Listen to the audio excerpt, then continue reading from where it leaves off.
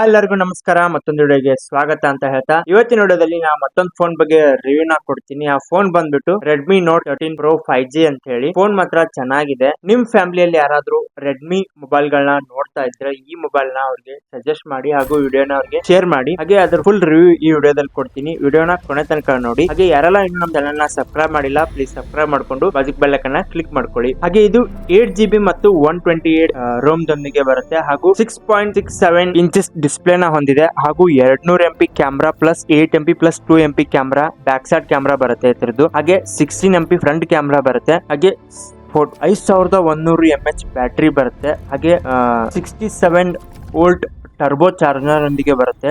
Sir ಬಂದ್ಬಿಟ್ಟು snap dragon 7S Gen 2 ನ use ಮಾಡಿದ್ದಾರೆ.